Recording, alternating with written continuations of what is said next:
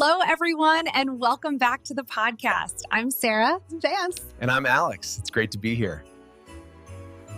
Alex, I have to say, the energy in the studio today feels different. Is it just me, or is there magic in the air? It's not just you, Sarah. It's December. The countdown has officially begun. I walked in here today and saw the lights outside. It's impossible not to feel happy. Exactly. Today, we are going to dive deep into Christmas Day. We're not just talking about the vocabulary. We want to take you through the feeling of the day, from the moment you open your eyes to the moment you fall asleep on the sofa. But before we get to the big day, we need to talk about the setup. Sarah, be honest with me. The Christmas tree. Is yours up yet? Sarah, the Christmas tree was up on November 1st. November 1st? That is aggressively early. I know. I just love the cozy vibes. But here is the big question for you. Real tree or fake tree? Oh, this is a serious debate. For me, it has to be a real tree. You need that smell of fresh pine needles filling the living room. If it doesn't smell like a forest, it's not Christmas. See, I disagree. I am team fake tree. It's convenient, you don't have to water it, and you don't find dead needles in your socks 3 months later. That is a valid point. The cleanup is a nightmare. But the tradition of going to the farm and picking the tree, that's part of the fun. That does sound nice. Okay, let's fast forward. The tree is decorated, the lights are twinkling. It's the night before, Christmas Eve. Is almost better than Christmas Day, isn't it? The anticipation. You know something good is coming. Anticipation is a great word. It means the excitement of waiting for something good. So wake up, it's December 25th.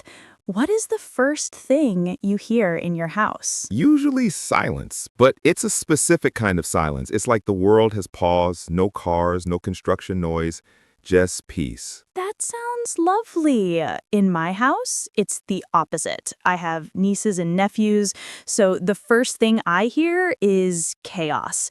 Kids running down the hallway screaming, "He came! Santa came!" That energy is infectious, though. You can't be grumpy when kids are that happy. True. We usually drag ourselves out of bed and head straight for the coffee machine. Do you have a special Christmas breakfast? We do. We skip the healthy stuff. No oatmeal, no toast. We eat pancakes with way too much syrup or sometimes bacon sandwiches. It's a calories don't count kind of day. Calories don't count on Christmas? I need to print that on a t-shirt. We usually have cinnamon rolls. The smell of baking dough is just heavenly. Okay, we're fed. We have caffeine. Now the living room. The stockings. The stockings. For our listeners, these are the oversized socks hung by the fireplace. Alex, what's the unspoken rule about stockings in your family? The rule is you can open the stockings before everyone is awake, but you have to wait for the whole family to open the big presents under the tree. Same here. Stockings are like the appetizer, the warm-up. Let's talk about the main event, exchanging gifts. This can be stressful. Do you wrap your gifts perfectly, Sarah, like professional level? I try. I love using ribbons and bows, but my brother, he just uses a lot of tape. It looks like a ball of paper. It's the thought that counts. Now, here is a cultural nuance I want to discuss. The poker face. Oh, I know where you're going with this. When you open a gift that you absolutely hate. Exactly. You tear off the paper and inside is a pair of neon yellow socks. Or a book you've already read. What do you say? You have to be polite. You smile, you make eye contact, and you say, "Oh, wow, this is, so unique. Thank you so much." Unique is the code word for I don't like it. Totally. Never say I hate it. That ruins the mood. We also do something called Secret Santa with my friends. I love Secret Santa. It saves so much money. It does. Instead of buying 10 gifts for 10 friends, you draw one name out of a hat and you become that person's Secret Santa. You buy one thoughtful gift. It makes the giving more meaningful, I think. You can really focus on that one person. All right, the floor is covered in wrapping paper. Now the smells from the kitchen are taking over. It's time for the Christmas feast. In the UK and the US, the centerpiece is usually the turkey. But Alex, let's be real. Is turkey actually delicious? Ooh, shots fired. Honestly, it can be very dry. If you don't cook it perfectly, it tastes like cardboard. That is true. You have to drown the turkey in gravy. And cranberry sauce. You need that sweetness to balance the salty gravy. What about the side dishes? For me, it's all about the stuffing and the roast potatoes. If the potatoes aren't crispy, I'm not eating them. They need to crunch when you bite them. Now, let's talk about a controversial vegetable, Brussels sprouts. The little green cabbages? I used to hate them as a kid. They smelled funny. Me too, but I learned the secret. You have to roast them with bacon and maybe some balsamic vinegar. Never boil them. Bacon makes everything better. That's a universal rule. What about drinks?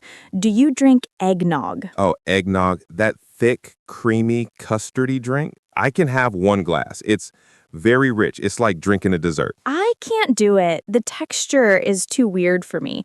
I stick to hot chocolate or maybe some sparkling cider. Fair enough. By 3 p.m., everyone is sitting at the table wearing paper hats from the Christmas crackers. And by 4 p.m., everyone is unbuttoning their pants because they are too full. The famous food coma. Before we talk about the evening, I want to mention something that people often forget about: the day after Christmas.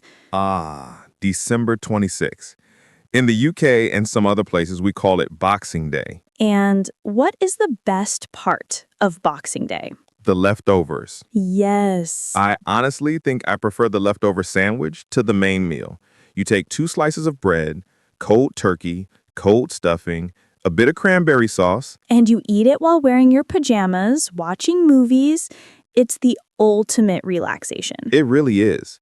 It's no cooking, no cleaning, just eating cold food straight from the fridge. Back to Christmas evening. The sun has gone down. The tree lights are glowing. What is the vibe? Sleepy. Very sleepy. We usually gather on the sofa to watch a movie. It's usually a classic, right? Home Alone or Love Actually. Elf is my go-to. It's just pure joy. It's a nice way to wind down. It really is. It's a time to just reflect and be grateful. Okay, Alex, we've covered a lot of ground today. Let's quickly recap some of the key vocabulary for our listeners so they can use it in their own conversations. That's a good idea. I'll start with anticipation.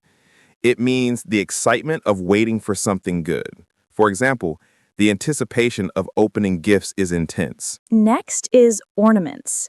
These are the decorations you hang on the tree. For example, be careful not to break that glass ornament. Then we have feast, a large celebratory meal. For example, we prepared a feast for the whole family. I like the phrase Secret Santa. It's a game where you anonymously buy a gift for one person in a group. And finally, leftovers, the food remaining after the meal is finished. For example, I love eating turkey leftovers on Boxing Day. well, Alex, I think we have successfully celebrated Christmas. I think so too. I'm actually hungry now. Is it too early for a turkey sandwich? A little bit. Wait until December. To our listeners, thank you for joining our holiday special. We hope this helps you describe your own traditions in English. And here is our question of the day for you. What is the one dish that represents celebration in your country? It doesn't have to be turkey. It could be bung ching or tamales or sushi. We want to know what makes your holiday tasty. Leave a comment below. We read every single one. Don't forget to like and subscribe for more conversations. Have a wonderful, safe, and happy holiday. Merry Christmas, everyone. Bye.